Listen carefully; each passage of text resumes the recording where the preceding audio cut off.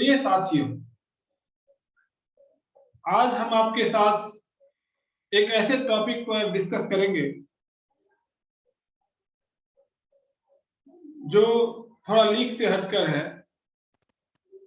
कि how to manage difficult communication. कभी-कभी दुनियादारी में हमें डिफिकल्ट लोगों से पाला पड़ता है और उसके साथ हम कैसा कम्युनिकेशन करें,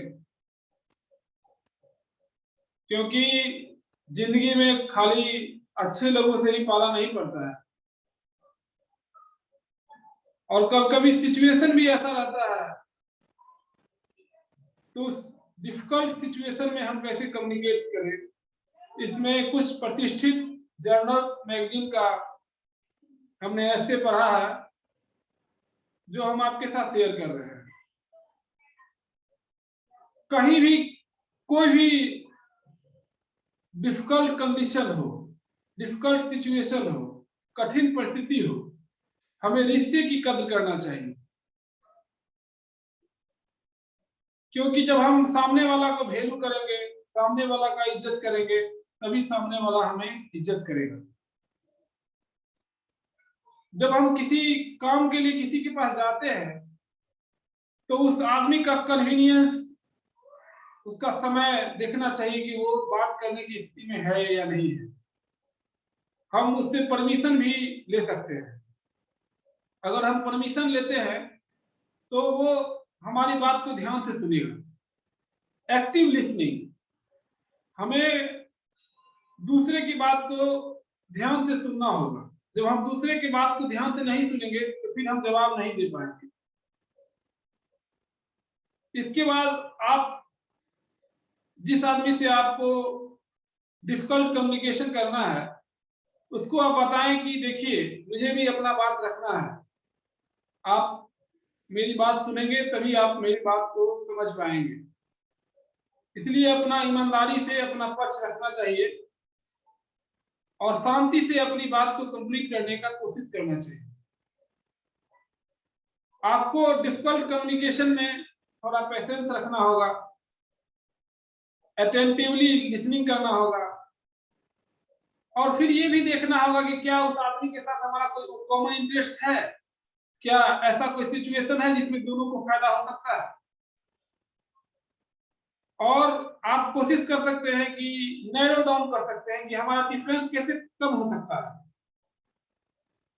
कुछ तो ऐसा होगा साझा जिसके माध्यम से आप आगे बढ़ सकते हैं।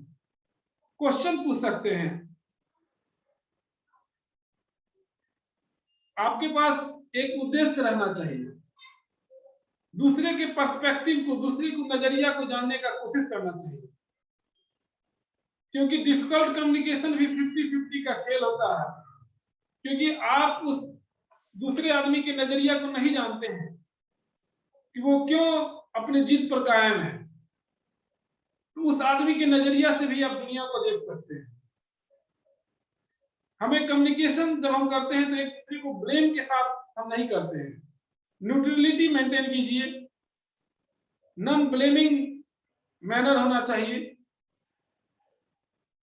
और हमको ये जानना चाहिए कि डिफिकल्ट सिचुएशन होता है और इसमें एक दूसरे को समझाना मुश्किल होता है, तो हमें कोशिश करना है।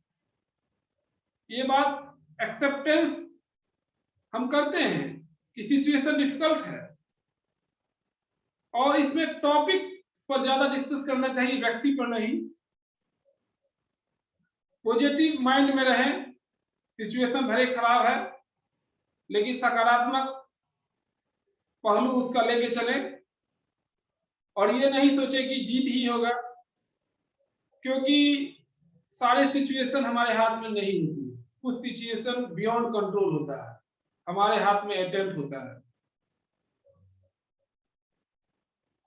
हमें सिचुएशन को न्यूट्रल भाव से देखना है। सिचुएशन से जब हम अटैच हो जाएंगे तो हम न्यूट्रल भाव से नहीं देख सकते। हमारा वेल रीजनिंग होना चाहिए,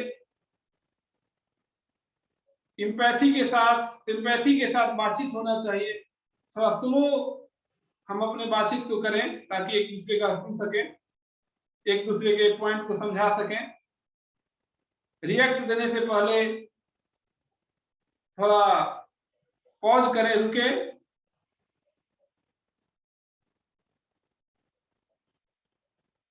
और आप एक लिस्ट ऑफ पॉइंट भी बना सकते हैं कि क्या क्या बोलना है, पहले से इसका तैयारी कर सकते हैं। आपका टोन थोड़ा स्लो होना चाहिए और किसी पर तुम नहीं, अपने पर कहना चाहिए कि मैं ऐसा समझा हूं। और ये जैसा कि हम जानते हैं कि कल्चरल डिफरेंसेज है, पर्सनालिटी डिफरेंसेज है, एक्सपीरियंस का डिफरेंसेज है, एज का डिफरेंस है, डिफरेंसेज बहुत है। तो उसके कारण भी अलग अलग पर्सपेक्टिव होता है, अलग अलग नजरिया होता है। तो उसके साथ सामंजस्य बैठा के कि हम किस आदमी के साथ बात कर रहे हैं, उस आदमी का एजुकेशन बैकग्राउंड क्या है, वह आदमी किस स्तर का बातचीत समझ सकता है। तो ये सब बात कि जब हम तैयारी करके करते हैं और कॉन्फिडेंस से करते हैं, तो हम डिफिकल्ट कम्युनिकेशन को भी अपने तरफ खींच सकते हैं। डिफिकल्ट कम्युनिकेशन के थ्रू भी हम सक्सेस हो सकते हैं और हमारा काम बन सकता है। और भी कई सारे प्रैक्टिकल इसमें है। जब हम उतरते हैं प्रैक्टिकल में, तब हमारे पास एक्सपीरियंस होता है, जो आपके पास होगा, आप अपने अनुभव से उसको देखिएगा, तो उसमें आपको स्वयं पता लगेगा कि आपने कैसे उस सिचुएशन में अपने आप को उबारा है, उस सिचुएशन से अपने आप को कैसे निकाला है। आपको सुनने के लिए बहुत बहुत धन्यवाद।